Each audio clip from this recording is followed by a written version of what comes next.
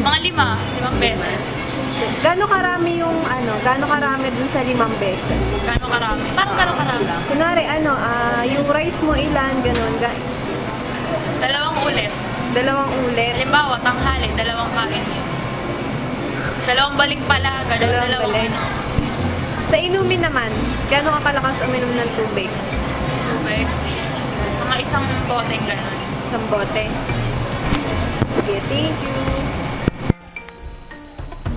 Pwede po bang malaman ang pangalan niyo? Ako si Phil. Ilang beses po kayong kumakain or gaano kayo kadalas kumakain sa isang araw? 5 times ako kumakain kapag nasa school. Kaya kapag sa bahay, more than 5 pang kumakain. 5 times, to be exact. Okay po. Sa pag-inom naman po ng mga liquid substance like water, ganon, gaano po kadalas? Kapag 8 times per day, 8 glasses per day, Tubig po yun. tubig. Pag juice, konti lang, hindi masyado. Pag soft drinks, mas lalong hindi masyado marami. More on tubig ako. Thank you. Dami, ilang beses kang kumakain sa isang araw? Minsan 2 beses kasi late lagi ako magising sa umaga eh. So, lunch at saka dinner na lang. Tapos, gaano karami yung kinakain mo? 1 rice sa hapon. Tapos ganun din sa lunch. Tapos, yung iniinom naman, gaano ka kadalas uminom ng tubig, gano'n? Kadalasan naabot yung 8 glasses. 8 lang. Ayun, thank you. Pwede po bang malaman po yung pangalan niyo? May ko ngayon po. So, yun. May tanong lang po ako about po sa ingestive behavior. So, gusto ko po malaman gaano po kayo kadalas kumain or ilang beses kayong kumakain. Minsan sa isang araw, 3 or 2 lang. Minsan kasi di ako kumakain ng almusal, minsan kumakain, pananghalian na punan. Okay.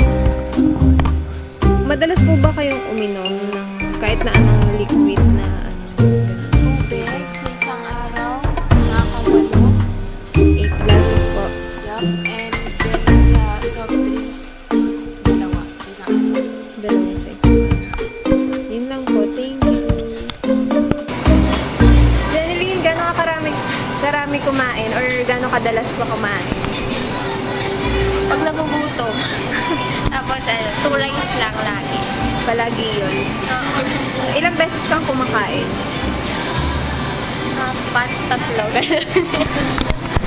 So, sa inumin naman, gano'n kadalas ka uminom ng tubig, gano'n? Ilang beses? Sa isang araw, 7 lang. 7. Thank you.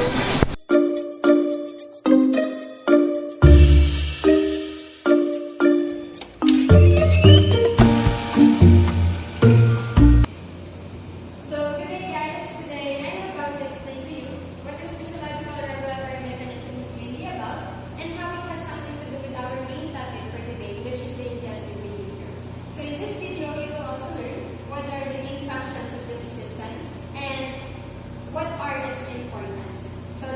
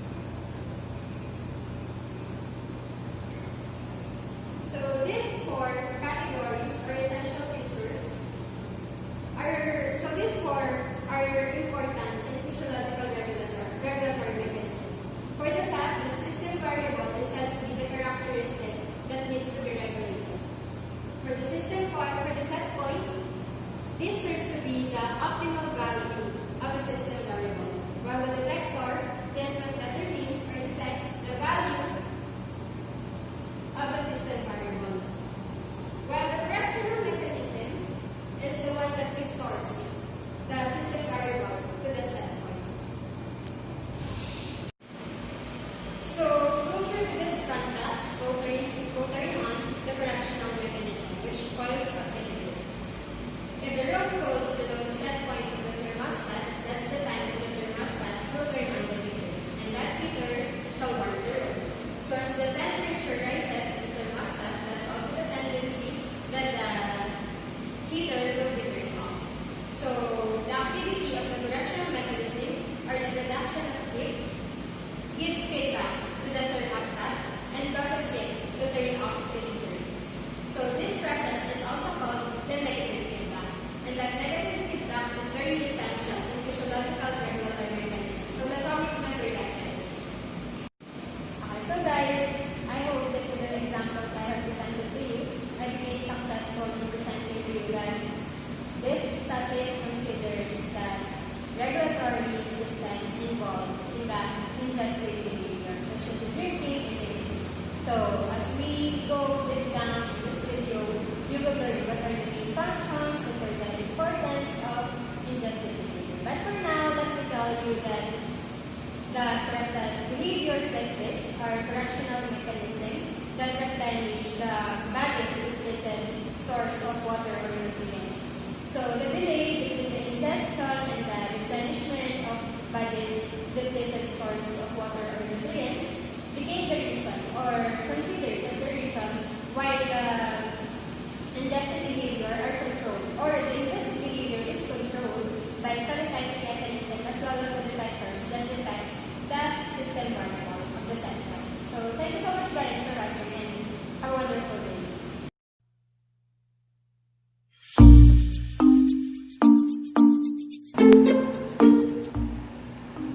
Hi guys! Have you already eaten? Because today, we're gonna talk about eating and metabolism. Did you know that eating is one of the most important thing to do? And when we eat, we undergo the metabolism process, in which our cells change the food we eat into the energy that we need to breathe, to move, and to think. Do you want to know more? Continue, watch this. Metabolism. It's just a flow of energy that flows throughout the body. Energy enters our body when we eat food. And that food can be absorbed on 3 different forms: amino acids, fats, or can be absorbed in carbohydrates. Each of these 3 things deliver energy into your stomach and intestine. It can be absorbed and sent anywhere for use. To stay alive, our cells must be supplied with fuel and oxygen. There are 2 reservoirs: the short-term reservoirs and long-term reservoirs. So let's start with the glucose, which is the most basic form of carbohydrates, which consider as simple sugar. Now, there are 2 main hormones that control the availability of glucose throughout the body. One of them called insulin, which regulates the storage of glucose, and the other one called glucagon, which regulates the release of glucose from the storage. During digestion, foods that contain carbohydrates are converted into glucose. Most of this glucose is sent into your bloodstream, causing a rise in blood glucose levels. This increase in blood glucose signals your pancreas to produce insulin. The insulin tells cells throughout your body to take in glucose from your bloodstream. As the glucose moves into your cells, your blood glucose levels goes down. Some cells use the glucose as energy. Other cells, such as in your liver and muscles, stores any excess glucose as a substance called glycogen. Your body uses glycogen for fuel between meals. Glycogen works to counterbalance the actions of insulin. about 4 to 6 hours after you eat. The glucose levels in your blood decrease, triggering your pancreas to produce glucagon. This hormone signals your liver and muscle cells to change the stored glycogen back into glucose. These cells release the glucose into your bloodstream, so your other cells can use it for energy. Our long-term reservoir consists of adipose tissue. This reservoir is filled with fats, or more precisely with triglycerides. Triglycerides are complex molecules with 3 fatty acids: stearic acid, oleic acid, and palmitic acid. The fasting state occurs when the food has been digested, absorbed, and stored. You commonly fast overnight, but skipping meals during the day puts your body in the post-absorptive state as well. During this state, the body must rely initially on the stored glycogen. Glucose levels in the blood begin to drop. As it's absorbed and used by the cells, in response to the decrease in glucose, insulin levels also drop. Glycogen and triglyceride storage slows. Glucagon acts upon the liver cells, where it inhibits the synthesis of glycogen and stimulates the breakdown of stored glycogen back into glucose. This glucose is released from the liver to be used by the peripheral tissues and the brain. As a result, blood glucose levels begin to rise. Gluconeogenesis will also begin in the liver to replace the glucose that has been used by the peripheral tissues. After ingestion of food, fats, and proteins are processed, the glucose processing changes a bit. The peripheral tissues absorb glucose. The liver, which normally absorbs and processes glucose, will not do so after a prolonged fast. The gluconeogenesis that has been ongoing in the liver will continue after fasting to replace the glycogen stores that were depleted in the liver. After these stores have been replenished, excess glucose that is absorbed by the liver will be converted into triglycerides and fatty acids for long-term storage. And that's it! I hope you learned something. Thank you!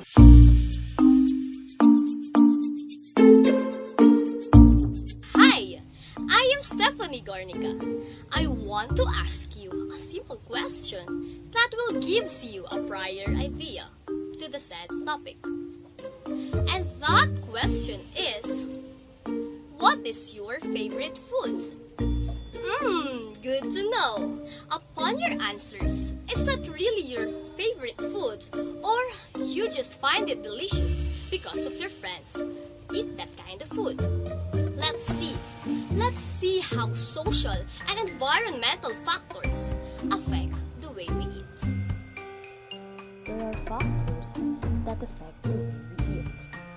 Social factors. Some people depend their eating style on their friends, relatives, classmates, and family. Environmental factor. Most people, if they were asked why they eat, say that they do so because they get hungry. By that, they probably mean that something happens inside their body that provides a sensation that makes them want to eat. In other words, we tend to think of eating as something provoked by physiological factors, but often we eat because of habit or because of some stimuli present in our environment.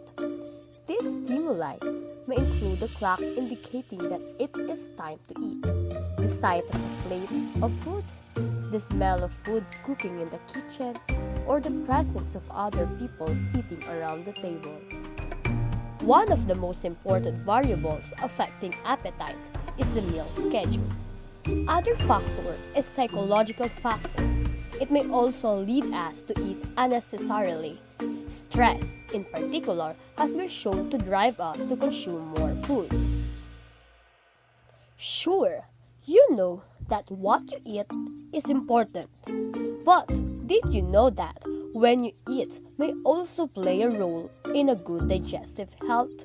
Scheduling when you eat may seem difficult, but the health benefits just might convince you to give it a shot. Lack of tolerance? Or are you a busy person? Do you eat all the time? Or you just eat on your free time? Let's see. Let's see how physiological hunger signals affect our body. Hunger comes from your mind, not just your stomach. You might think you get hungry when your stomach is empty. It's not that simple. If we skip several meals, we get hungrier and hungrier, presumably because of physiological signals indicating that we have been withdrawing nutrients from our long-term reservoir. A fall in blood glucose level, a condition known as hypoglycemia, is a potent stimulus for hunger.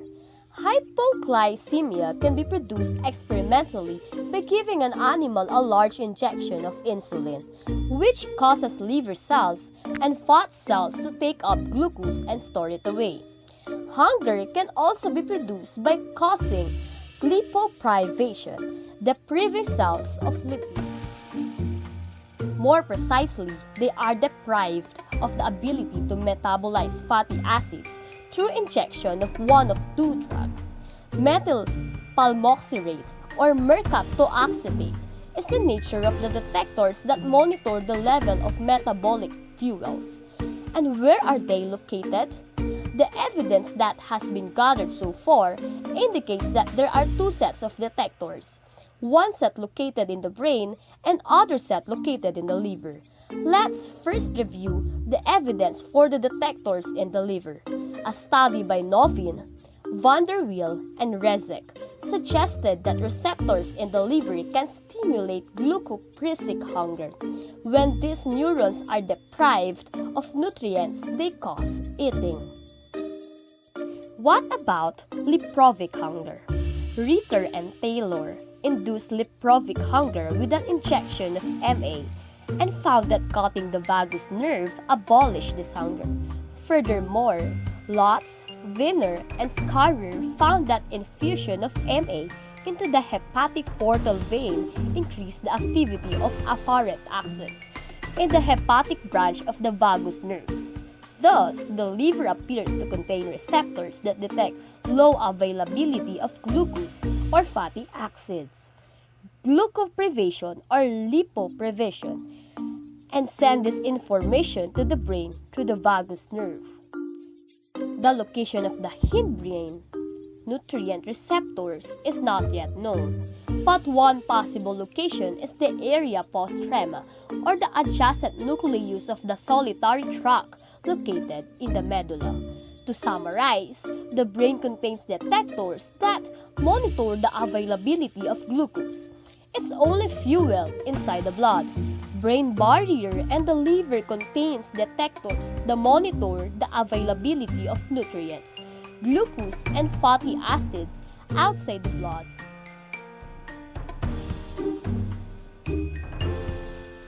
What stops a meal? Because of the long delay between swallowing food and digesting it, the regulation of food intake requires a satiety mechanism. Without satiety mechanism, we will overeat and damage our stomach.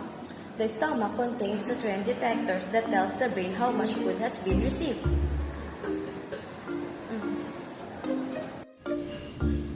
The duodenum also appears to contain nutrient detectors that send a satiety signal directly to the brain without the intermediate of a hormone.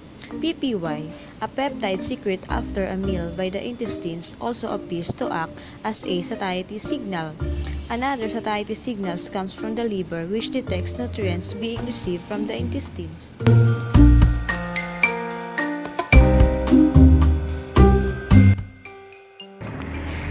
The brainstem is a stalk that leaves the base of the brain and connects the brain to the spinal cord. It contains many important pathways that run between the brain and the spinal cord, as well as pathways to other areas like the cerebellum. It also contains a large number of important nuclei and is essential to both survival and proper cognitive functioning. It consists of three major divisions: the medulla oblongata, pons, and midbrain. The medulla oblongata, often simply called the medulla, is the point where the brainstem connects to the spinal cord. The medulla is essential for survival as it contains nuclei that ensure vital systems like the cardiovascular and respiratory systems are working properly. The medulla also contains nuclei that are responsible for a number of reflex actions, including vomiting, swallowing, coughing, and sneezing. The next structure on our way up the brainstem is the pons. The word pons means bridge in Latin, and the pons is a large, rounded structure resembling a rounded bridge that connects the medulla and the midbrain. The pons is a home to a number of nuclei for cranial nerves and contains nuclei that deal with the sensations from the head and face, motor movement of the eyes, face, and mouth, hearing, equilibrium, and autonomic functions like tear and saliva production.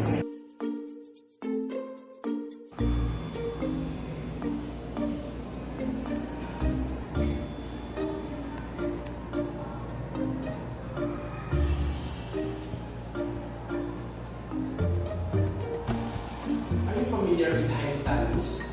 What about the function of its region? Well, if not, this video is made for you. Good day everyone! I am going to tackle the hypothalamus and its connection to the digestive behavior. The discoveries were made in the late 1940s and 1950s, wherein the researcher focused on the two regions of hypothalamus, which are the lateral area and the ventromedial area. For so many years, investigators believed that these two regions controlled hunger and satiety or being full, and respectively, they believed that one was the accelerator and the other one is brake. But the question is, what is the main function of hypothalamus and what are the role of its part to our body? Hypothalamus is a portion of the brain that provides a variety of function which can be summarized to maintain homeostasis. And by the way, it is located on the base of the brain below the thalamus, which means it is near to the pituitary gland. The function of hypothalamus are: it produces several hormones, regulating body temperature, maintaining daily physiological cycles, controlling appetite, managing sexual behavior, and regulating emotional responses. So that's all. I hope you enjoyed learning about hypothalamus. Stay tuned for more videos. Bye!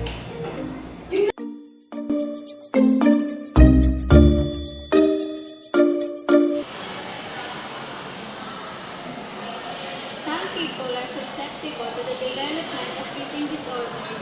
Some people grow obese, even though obese people generally have more health problems than people of normal weight and tend to die soon. The first disorder is obesity. It is a widespread problem that can have serious medical consequences. In the United States, approximately 63% of men and 55% of women are overweight. The known health hazards of obesity include cardiovascular disease, diabetes, strokes, arthritis, and some forms of cancer. As we get older, our metabolic requirements decrease, and if we continue to eat as we did when we were younger, we tend to accumulate fat. Body weight is the result of difference between two factors: calories consumed and energy expended. If we consume more calories than we expend as heat and work, we gain weight. One reason that many people have so much difficulty losing weight is that metabolic factors appear to play an important role in obesity. In fact, most cases of extreme obesity are caused not by eating disorders, but rather by metabolic disorders. The second disorder is anorexia nervosa. It is a serious, even life-threatening disorder. Although anorexic patients avoid eating, they often remain preoccupied with food, and their insulin level rises when they are presented with an appetizing stimulus. Bulimia nervosa consists of periodic binging and purging.